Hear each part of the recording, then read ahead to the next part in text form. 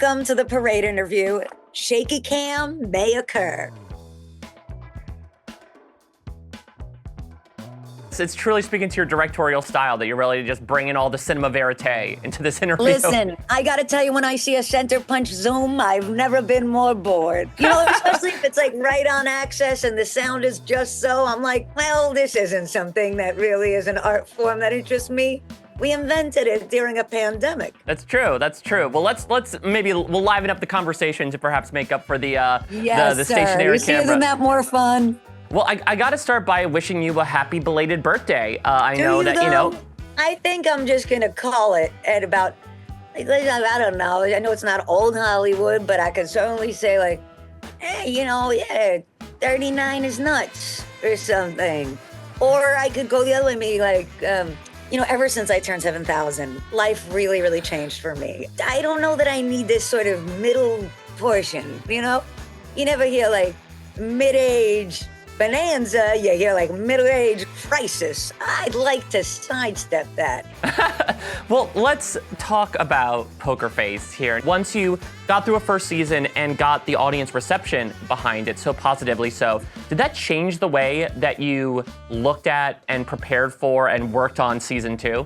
It's very moving when people like your stuff. It's always surprising. This was obviously so interesting in that, you know, we really built a whole network with Peacock. So it was kind of like we really all took a chance, I guess, on each other or something, and it really paid off. So it was very exciting, I guess, to watch them be so excited. And I think we did things like we broke like Nielsen's ratings. I didn't even know about Nielsen's ratings. I'd been on Netflix for so long. Yeah, it's really fun. It's really fun being in, you know, hits. I understand why people like Spielberg like enjoy it or something, or, you know, not to equate the two, but just Michael Bay or something. What was so interesting about Poker Face is, to your point, widespread. You went to so many different locations, so many different tones.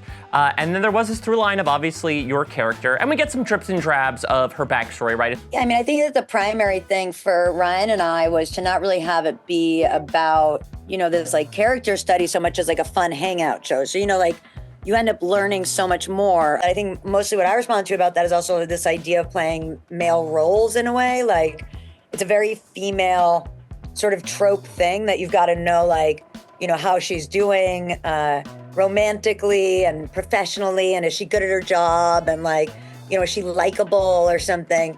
Poker Face is so beautiful because it's, you know, it's like an adult concept of like we lose interest in ourselves and gain interest in our fellows in a way, which is she's sort of on the case of anybody but herself, which in some level you could say is, you know, whatever, an Instagram meme would give you a psychological condition to answer that.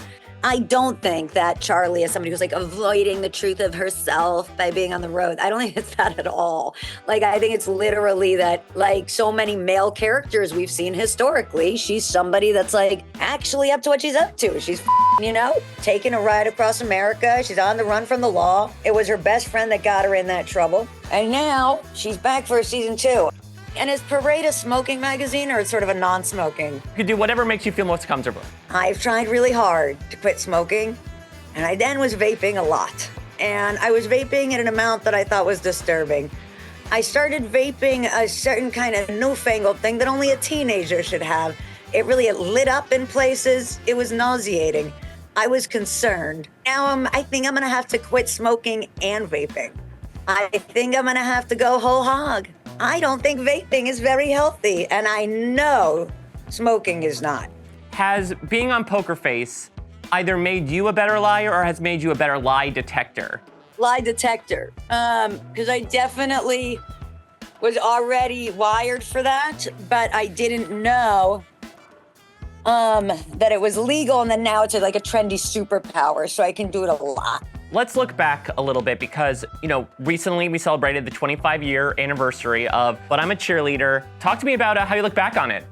Fondly, with great love and affection. So I love that film so much. And I'm so happy that it means something to people. Like, But I'm a Cheerleader sort of had this like ability to tell young kids that it was okay to be themselves. And there's nothing I believe in more than, you know, equality and human rights. For me, the idea that would like unveil even, you know, some tiny pocket of shame for any real person is, you know, at the core of why I bother doing any of this.